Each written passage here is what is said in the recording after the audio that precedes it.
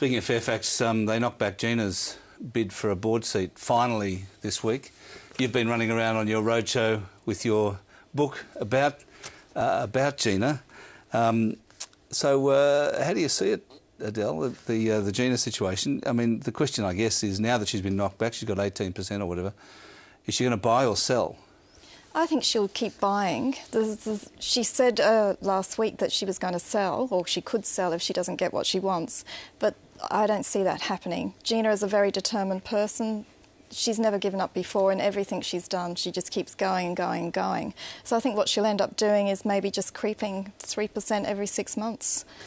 She could swallow them pretty quickly if she wanted to. We've got a graphic here of the relative values of Gina Rinehart and John Fairfax.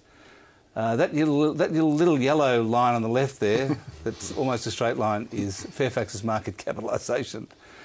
I mean, it's no contest, really. No, you're absolutely right. She could swallow them, but she's got a lot of things that she has to do in the mining sector. Roy Hill is due to come on stream in 2014, and Gina has to raise money to do that. You know, build rail, towns, etc. So I really don't see her making a full takeover bid, but you never know. Oh, she certainly seems determined to distract herself from the business of building a mine. I mean, you know what I mean? Like, building a mine, an iron ore mine, a bit of a full-time business, you would think.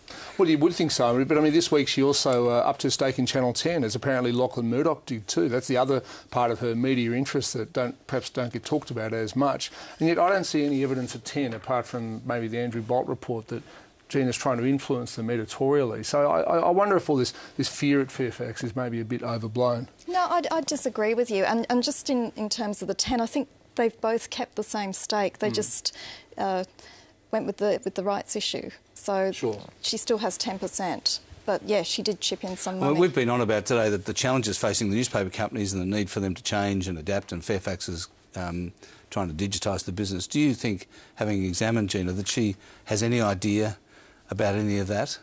That she's got any kind of concept of what's required and that she wants to participate in it? Or is she just interested in the influence that Fairfax used to have? I think it's the influence that Fairfax still has. Right. Because it's not just getting stories on the front page of the paper, it's also the clout that you have in Canberra if you own a big stake in a media outlet. And as you were saying, you know, we'll end up being mini TV studios in the net. It's interesting in the context of what's going on at Fairfax that Seven West appoints a resources guy to run the business, Don Volte, who used to run Woodside. He's going to be CEO of Seven. I can only imagine that Kerry Stokes, who ultimately controls Seven West Media via the Seven Holdings Group, wants someone to go in and kick heads, and that's what Don Volte, his nickname is High Voltage, and that's what he's good at doing. And so I guess if you're an employee at Seven West Media, you know, look out. It reminds me of when Kerry Packer brought in Al Dunlap to run Cons Press. You know, Chainsaw Al Dunlap, and he just kicked heads, cut costs. I don't know. He wasn't there for that long, actually. He just got the costs down. Off they went. He went away with a bag full of money. Well, whatever problems Fairfax and News Corp have in terms of costs, Seven West Media has to have them as well. I mean, it's got the West Australian newspaper. It doesn't have the ability to sell itself as widely as any of the other papers.